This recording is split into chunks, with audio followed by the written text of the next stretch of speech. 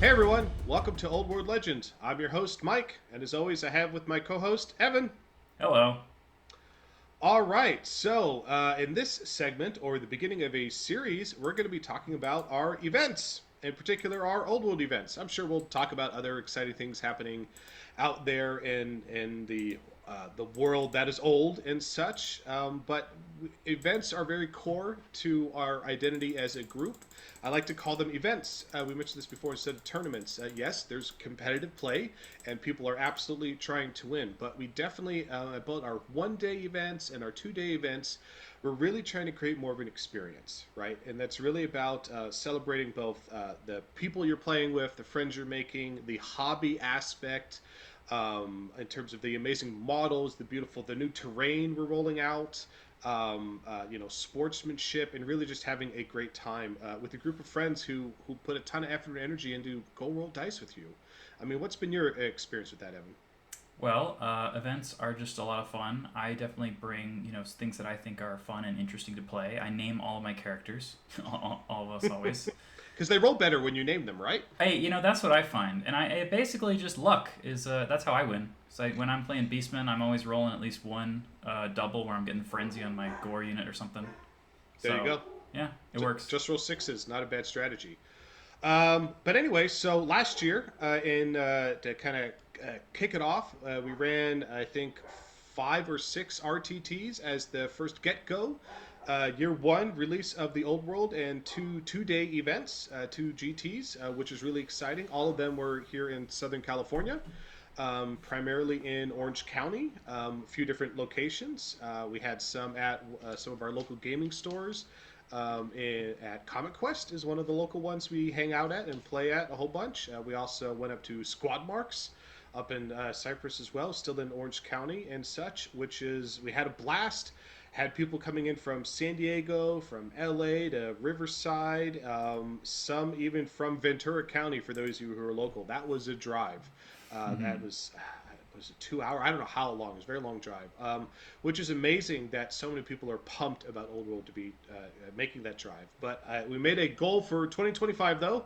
As much as it is great for people to come to us in Orange County, I wanted to start going to them and where they're at because I know there are a lot of people out there who would love to participate in the event, but they really kind of need to get their feet wet, their toes dipped in the water before coming out, and they get to experience if they can experience locally at their local gaming store the amazing events that we're putting on in terrain. I bet you that will motivate them to show up to more in the future. Um, and that's Yeah, kind of the general idea. yeah, and I know there are, especially in 40K, things like LVO, people will travel to other states or other countries to go play at these events if they're going to know that the experience they're going to get is going to be good. That's right, and it takes time though. As I told the wife when starting this is a multi-year journey. And again, with our amazing terrain, the goal is to field of dreams this, right? If you build it, they will come. But sometimes you need to bring the field to the players as well, and that's okay. So, starting out in 2025, we actually went down to San Diego at an awesome store down there called Game Empire, with a really great store owner, Cliff, who not only was really welcoming and excited to have us there, he was so pumped he played in the event himself, which I always love to see that. Definitely an old school gamer, someone who I could easily have been played dice with, rolled back in the day with Warhammer Fantasy, so it was really cool to see him jump on in. This store, we were fortunate enough to have 24 players, which is great because not a lot of local gaming stores can support that many number of players. So it was really, really cool to see that many show up. We had, of course, there's always someone who something was going on, had to drop out. So I had to get the Ringer Army out, and I unfortunately was so focused on packing my car. I forgot to bring one of my 2 Ringer armies. And so, luckily, though, Cliff, being such a great player and store owner, he actually had an old school metal dwarf army in the display case. So I Ah, actually just started pulling some dwarves off the shelf. So I got to play dwarves that day, which was definitely not having prepared a list and having to pull it off the shelf was an interesting experience. But I think I did the dwarves proud. Rigor list. I didn't lose the games too badly, but definitely had a lot of fun with that.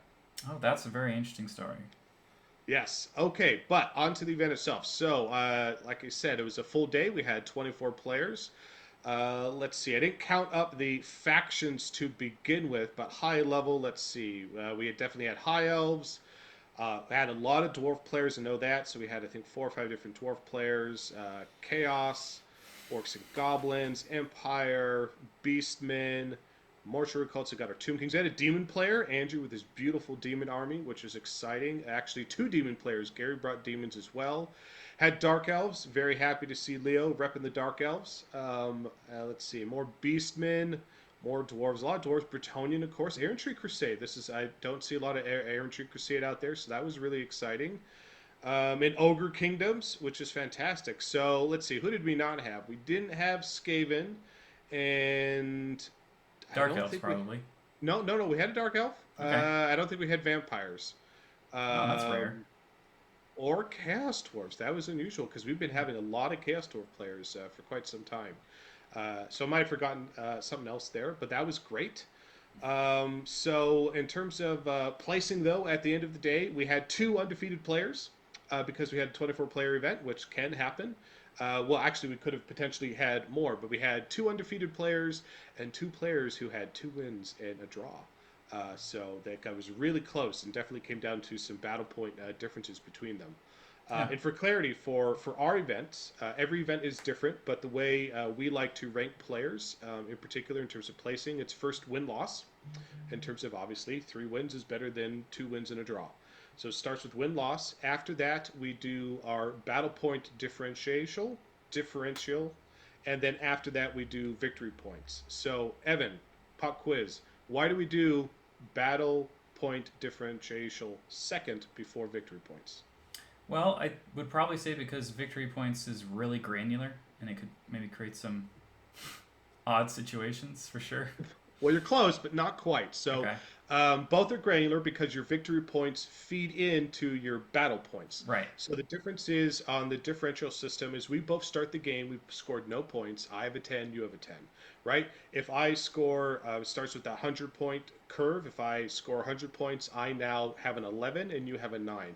If I win by then 101 points to 299 points, it will go up by 1 pip. So I'll get a 12, you'll get an 8, so forth and so on. The Yes. reason why we do the second instead of just victory points is both of us could play this game and we could both score over 2,000 victory points, right? Oh, Because we so it's both not a wiped zero each other sum out. at that point. Exactly right. Right. So we're both wiped. Yes. So the Math. difference is the player that scores really high, but then the scoring I scored significantly more points than you scored as my opponent is a more resounding victory, and it's much harder to do that, right? Rather than I just suicided my army in and I wiped out your army, but mine got wiped out, right? That's the reason why the differential is Yeah. second because it means I won more in the difference of how much I scored versus you scored. Right. So I that's would call that the Beastman approach. well, every army has different approaches. So win loss, the differential, the battle points, and then victory points for the tiebreaker, which does happen more often than you think. And again, this is also a fairly common system that a lot of other events out there, and I believe most other old world tournament scenes have also adopted the differential system. And in particular, I believe most of them have adopted the first 100 points you get equals a win. So you only need 100 points to win. After that, it's every 200 points, it goes up a tier. And the reason why we've done this, we adapted to this, and most, I think, events have adapted to this, is after the first few events we ran, we were seeing way too many 20-0s. Just because it was so easy to get like 1,000 points or whatever. It was Right. very easy to get to max out the system. So that's why we switched it to 100 points for the win. So we haven't changed the win-loss condition that the core rulebook says 100 points is a win, but then it's harder to get higher up. Getting a 20-0 now does still happen, but it's much harder to get those. Well, also, I think people have learned more about how the game works, the way they're engaging with the other person. They've focused more on saving points, preserving their battle points, so that if they are going to lose, I'm going to only get a 6-14 or an 8-12 something. Yep, and it definitely creates a more compelling system, Yeah. and definitely a lot more, very different than a game of 40K or AOS. That is very much all their missions are very objective based, which is really fun and a great way to play the game. But because you are both trying to score points in Old World and defend your points by not throwing your army away, it just creates a different experience. Yeah. a really fun experience. So Well, the other person's army is the objective. mhm, that's right. And we do still have some scenarios where we have some objectives that could score additional points, but primarily your battle points to wiping out the enemy's army is the primary way to score points, which is definitely creates a very different experience than you would get from a 40K game or AOS game. So at the end of the day, once the dust settled, we went through these 3 rounds. Every player that showed up went through the whole day, which is great. Always happy to see that. Sometimes people have to go for one reason or another. So our top 3 players at the top, we had Eric, a local player with his high elf realms. So Eric, who had been for a while starting to switch away from high elves, but he was in prep going for LVO. So we actually had some players who were going to LVO just the week after this, and they wanted to practice with the list they were going to bring. So Eric, once again, kicking butt with the high elf list. Eric Lau, fantastic player. Mm-hmm. And then in second, we had dwarves. We had Thomas. Forgive me if I'm pronouncing your last names wrong, but I'd rather try and pronounce your last name than just have a first name, so you know we're talking about you. So Thomas Scherer, I believe. Thomas Scherer, with his royal clans, his dwarves, got 3 wins. So he's the only other person that day to get 3 wins. Dwarves are way more popular than I thought they were going to be. Certainly, there's tons of local people who have been building up dwarves. Just everybody just loves dwarves and Gimli and everything about dwarves. They're amazing. But players are finding a way to win with dwarves. They're slower.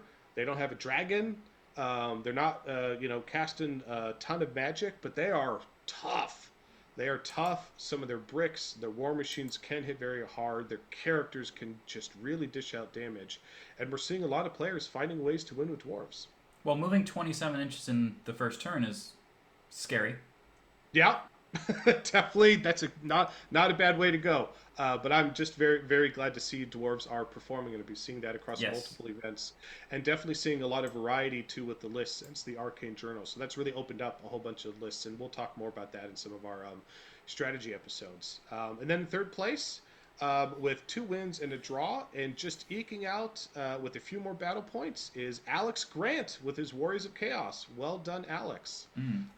So Alex is definitely a great player. He's been playing for a while. Definitely went to a lot of events last year, getting a lot of reps in with his Warriors of Chaos list, figuring out the right combination for his Dragon Ogres versus his Sorcerers and everything. And he's a very good player and doing really well. So it's great to see Alex getting that third place performance, which is great. But right after him, super close, also with two wins and a draw, is Cliff Robbins with his Orcs and Goblins. And again, Cliff is the store owner there. And I can promise you, I was the TO. I did not let him slide on rules or any judging. He clearly has played this game many, many times and had a great time and a great showing. And so great job there. And, congratulations to all of our winners of the day. It was great to see that variety there. It's always, awesome to see all 3 podium places are different lists. So, Mike, I think the thing everybody wants to know is what were the lists, and in particular, who was on the top table in the last round? What were those matchups like? Okay, 2 different questions. So to talk Yeah. about the top list real quick, to talk about Eric's list, this is a list he's been honing last year at some of our events, and this list is a great, just high level. It does have that very hard to kill High Elf Lord on the Dragon with the Dragon Slayer, the Prince, and very defensive focused with the Opal and the Regen and so forth. The Wizard sitting inside, what is it called? The Archer unit? Sisters of Avalorn, not you, Sisters of handmaidens, because Not some people handmaidens. call them handmaid. No, the handmaiden is the character. They They get are the confused. sisters. And then, of course, a whole bunch of very effective some chariots, and then also a lot of evasive archers and knight units. A very small MSU style list. Very, very good list. Very adaptable list. And I believe he also performed very well in LVO. And as 2 well. Skycutters, right? I think so. I know he had at least 1. He might have had 2. I've played this list of his like 4 times, so I'm pretty sure I should know. It's a very good list. He's really perfected that since last year. Yes. And then in second place, Thomas. So let's look at what Thomas had with this Royal Clan real quick. So he brought Thorgrim. So he went all in. Thorgrim? With Thorgrim. Yep. He brought Thorgrim as his general, and then he also had an additional Thane, very decked out. Looks like a lot of defensive stuff on the Thane. A second Thane, much lighter. This was a much more shooty one with runic accuracy and rapid fire. So he had Thorgrim, two Thanes. For core, he had his big brick of Longbeards, fully decked out with drilled. How many? Great 28? weapons. 30? 24. He had Okay. 24.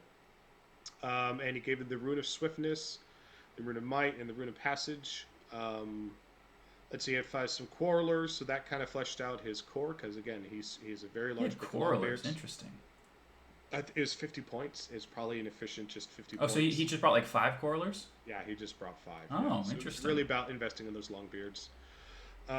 For special, two Bolt Throwers and 1 Grudge Thrower.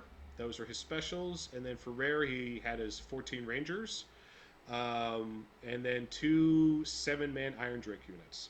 Okay, so he went for the smaller Iron Drake units with troll hammers as opposed to... Because I know that Richie Amphlett in the UK runs the massive, like 18 or so on one big brick. I believe what he was doing is he had this big kind of Death Star Longbeard unit with his characters, which I'm sure was... I don't know. I doubt that anybody killed that unit over the course of the day. I'm sure it was very, very hard to kill. And then beyond that, it looked like he had the, probably spread out his war machines and had his ranged. It was just MSUing. Trying to whittle people down, and again, looking at his scores in his games. Let's see, what did he get? He ended with a 13, a 14, and a 12. So again, he wasn't doing crushing victories, but you don't need crushing victories to win, right? 100 points is a win, right? And I think a lot of people just forget about that. Like, oh, I have to kill everything in my opponent's army. No, you don't. You just need 100 points to win. Yeah, that's a lot easier to get than you think, as long as you're not giving up too many points while you're in it. Who did he play? Let's see. He played. Dwarves don't tend to win by large margins because they're a little bit too slow to run after you. And when you play Royal Clan, you also don't even have gyrocopters, so they're often the ones that can run people down. Okay, he played an Orc list, he played a Demon list, and he played a Hut list. Okay, but not Eric. No, he didn't play Eric. Okay. No, Eric and Thomas did not meet. Well, so in Orcs and Goblins, right? So the dwarves all have hatred versus all of that, so that's a massive advantage. Even those 5 Quarrelers are just going to be like, you know what? I'm going to hit you in the face. Yep. So that's what Thomas brought, and then we could look at Alex real quick. Yeah. So Alex... so Alex is Warriors of Chaos. Warriors of Chaos, and again, he's been iterating on this list for some months now, refining that. So he does have his Big Bad Lord on the Dragon. So it's Grand Army Warriors of Chaos? I believe it's just Grand Army. It's Grand Army. Yeah, it's a very focused list. So really decked out Lord, full plate, Ogre Blade, all the bells and whistles on the Dragon. A Sorcerer Lord, fully decked out with Tzeentch level 4 with the Infernal Puppet, etc., and I believe he put him on a Chaos Steed, not a Demonic Steed. He put him on a Chaos Steed. Okay. And then for core, he brought Warhounds, Mint MSU, 7 Forsaken, 8 Forsaken. So that's been interesting. The jury has not been out yet on Forsaken versus other core units. We definitely I've been seeing Chaos players going back and forth on in love with Forsaken and not in love with Forsaken. Love Forsaken, not love it. I think it's because they are a random unit and how they perform. So they perform really well. They're like, yes, Forsaken are the best unit ever. And then you take them the next game and they roll all ones. It's like, no, Forsaken are the worst unit ever. And that sounds like a Chaos Army to me. Then I think it depends a lot on whether you're facing like a melee army or like a shooting army. It does. Because I think that when shooting can take down Forsaken pretty decently. Yep. Because they have Impetuous, so they can be baited. They're often like running 7 wides. They're 210 millimeters wide. Mm-hmm. The wheeling to get anywhere is hard. So it depends. It depends who you match up against. And also depends on the tables you get too. Right? All makes a big difference. And that's what we try and promote at our events is try to bring an all-comers list. Don't bring a skew list because you never know what you're going to fight and you never know what battlefield or terrain setup you're going to get to fight them on. So you need to be able to adapt to the situation. Mm-hmm. So let's see. Lord on Dragon, Lord on Steed, decked out, 2 Hounds, 2 Forsaken, a 10-man Horseman. I imagine that's where the Sorcerer Lord was probably hanging out with them. to hide from being shot. Chaos Chariot, So is that uh, Marauder cavalry or knights? Marauder, Consider. Marauder. Yep, Okay. yep. And they are marked as Zinch, so yeah, that would allow the sorcerer to hang out with them. Yeah. Well, but very importantly though, you have to not be in skirmish because the sorcerer lord on a horse is not light cavalry. So a lot of people make this It's not. mistake. So you have to keep them in open order or close order to actually join them and use it as a bunker. Mm-hmm. But if you're sitting in the back, not so bad. Yeah. And let's see. Then he had a Cast Chariot. Um, I question how that went. I'd love to talk to him about that. I've tried bringing Cast Chariots a few times. They are some of the best chariots in the game, but again, they are a support unit. They have to go with something else. They can't do it on their own, which is probably what he was doing because he also brought a three-man Dragon Ogre unit and an additional one Dragon Ogre. So the chariot was probably hanging out with them, would be my guess, to support them. Yeah. Yeah, finally The rare. He problem with the brought chariots is the 4 wounds. So you can just get shot by something and just, oh, I ran out of wounds. You can, but the Yeah. Chaos Chariot does have a 3-up armor save, and it is T. Is it T5? I think it's T5. It's the Chaos Chariot is tough. Yeah, the Uh, T5 and 3 plus is great, but still 4 wounds, so still one Empire Cannonball away from being splinters. yeah, or one misfire away from laughing at your Empire opponent. Yeah, that happens to me. Because that Happens to me a lot. happens. Or Amazon, you know this a is lot. great. Rolling a 1 to wound on your Great Cannon. You should try that. It's really Yeah. fun. I mean, it happens. So, right? You Yeah. know what? If you just pray harder to the Chaos Gods, Evan, then you don't need to worry about that cannon. And let's see, rounded out the list with the Chaos Spawn. Did he go with Nurgle or Korn? He went with Nurgle. Yeah, So that he seems to be the rounded killing consensus blow. mostly because they're Yeah, just so hard to frickin' kill. 5-up regen, right? You just roll 5-up on your regens. Pretty hard to take them out. Yep. Great list. Great list. So I'm excited to see, great to see Alex do so well. Hoping to see him at maybe some of our upcoming events, maybe the GT as well.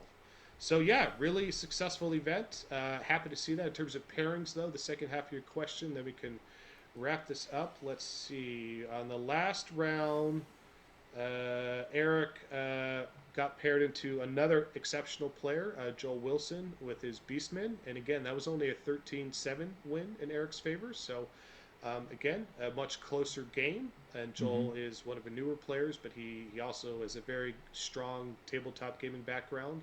Joel, I've played against him in the past in other games. He's an exceptionally good player.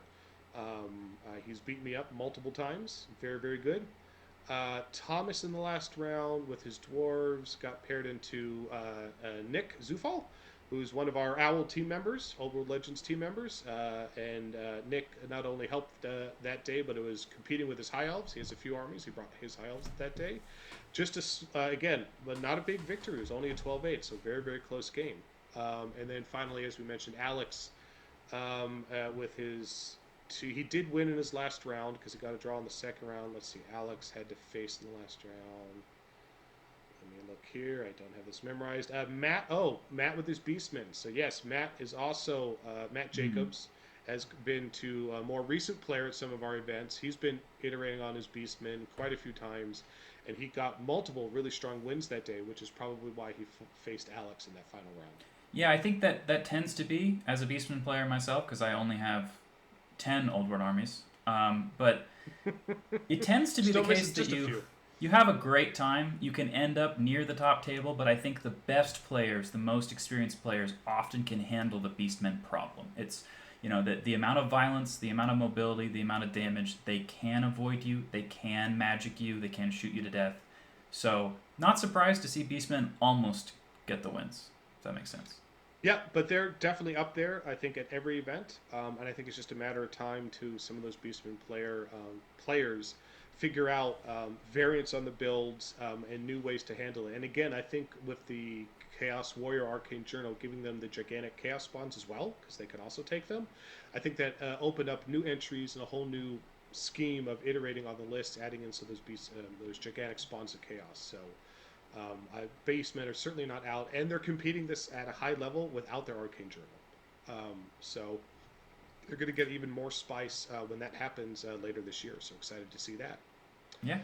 All right, cool. So that was kind of the brief coverage of our January event, our RTT. We try to run at least one event per month for Old World Legends, and our next one coming up is in February, back towards Orange County this time at Comic Quest. We've been to a whole bunch. We already got those 18 slots filled up. They've been filled up for quite some time, and we will cover that in a future episode. All right. All right, thanks everybody.